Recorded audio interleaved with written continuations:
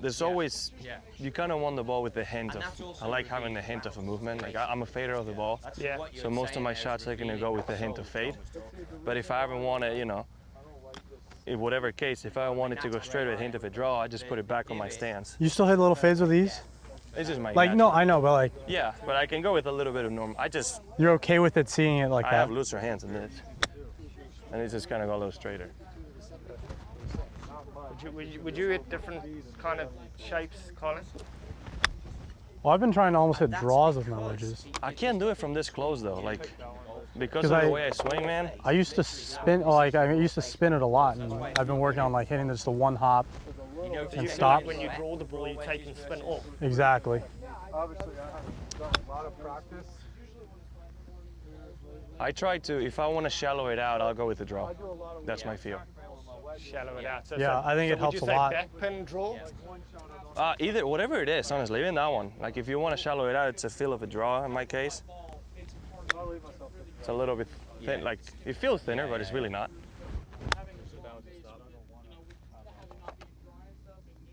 So, but I can still hit the shot, obviously, but it's just not my favorite. 72, I'm gonna be okay with 72 because I have. How's that wedge? It's pretty good. Pretty good. I like it a lot. Pretty good. I'm trying to find the other. You know, kind of control it because, like I said, it's so hard to. 72, I'm okay because. Even though I'm open in the face, it's still coming out a little lower. Yeah. Because it's gonna have that spin. Yeah. It's gonna attach to the grooves and kind of take off a little harder. But I like it. I like it. That it's going to just shoot up and knuckle. But for me, all I've. Let me just catch Colin. He's just put the sticker on this. So this is a freshie, just with the sticker off. This is the freshie. Okay. This was the 10. The other one was the 14 with like Okay, kind cool. of. So you're just trying out the different bounces. And look at that in between the grooves. Feels so nice. Yeah. Yeah, I mean, it would be a little shorter. I never liked the. Nothing like hitting a brand new wedge, hey?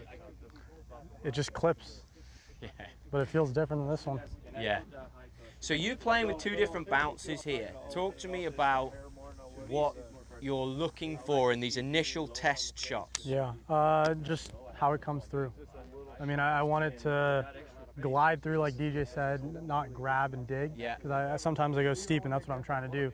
I'm trying to shallow it out more. Okay. But that first, like that one, when I hit it, I could feel the leading edge just dig a little too much. Yeah. And then it's not like it digs and stays, but I don't want to feel that grab and tension against. I want it just to slide divot through. patterns when you're doing that? A little bit, but like these were much better than that one. That was really short, just jabby almost.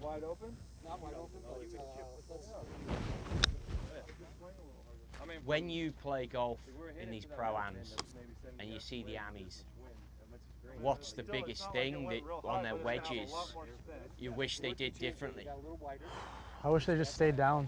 Yeah. I mean, they try and get the ball up, no matter how they try and use their entire body, and I think it's just important just to get that contact. You got 60 degrees aloft in your hand, if not more, opening it up. Like you're gonna get a lot of spin. It's gonna get up, no problem.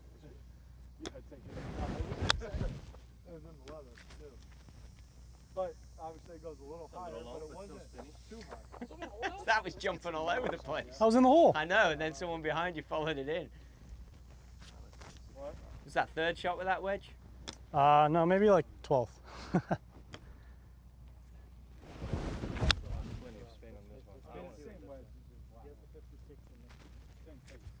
Do you always want to play to a number, or do you ever get to a distance where it's just feel? Like, where's the boundary between, okay, this is my 50-yard swing, this is my 38. It's like for them it was 85. For me, it's 75.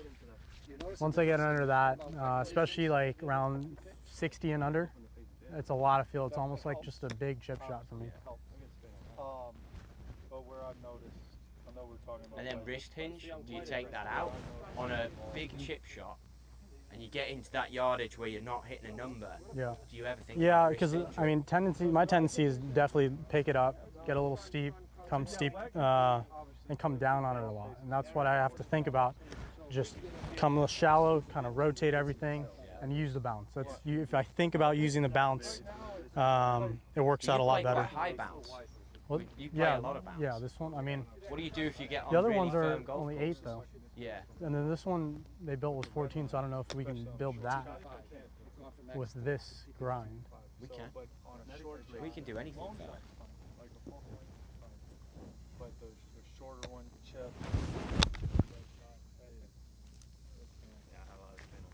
It won't spin like it should. But I look like it.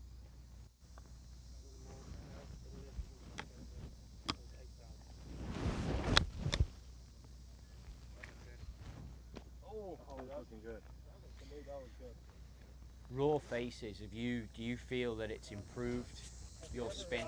Yeah, I think just trusting it that it's going to spin. I think Yeah. that's important. And knowing with a raw face, you know it's going to grab a little more. with you guys for 15. That's got plenty of spin.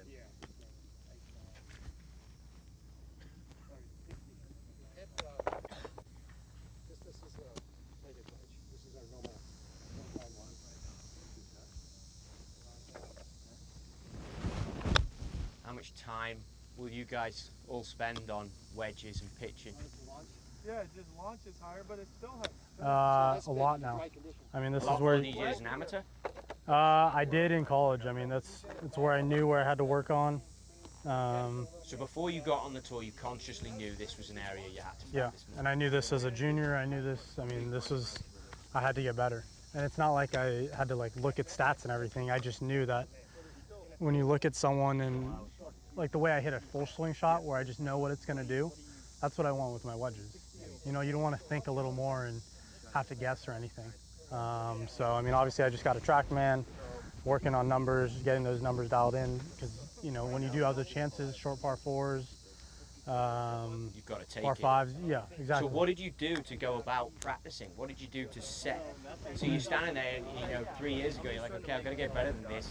Yeah, How well, did you set out? Did you do what we're doing here and go, okay, 3 different pins on a green, and I'm going to stay in one spot? Or did you go 4 balls, 4 balls, 4 balls? when I Or first or were you like flipping and thought? when "I've I gotta change my first started, it was almost like I got to change a little technique. It wasn't a lot, but I didn't want to land it 5, 6, 10 yards past the hole and have it spin back every time.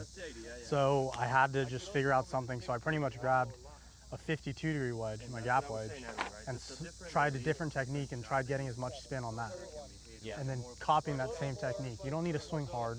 Wedges, it's not like you need to get 115 yards out of a 60-degree wedge. Yeah. You know, so that for me was a big thing where I can get it just to land, take a hop, stop. I know that I'm going to do that every time, and then from there is more distance work.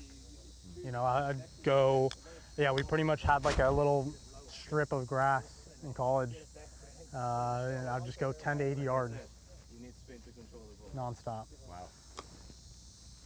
I mean, you could do that for hours, I bet.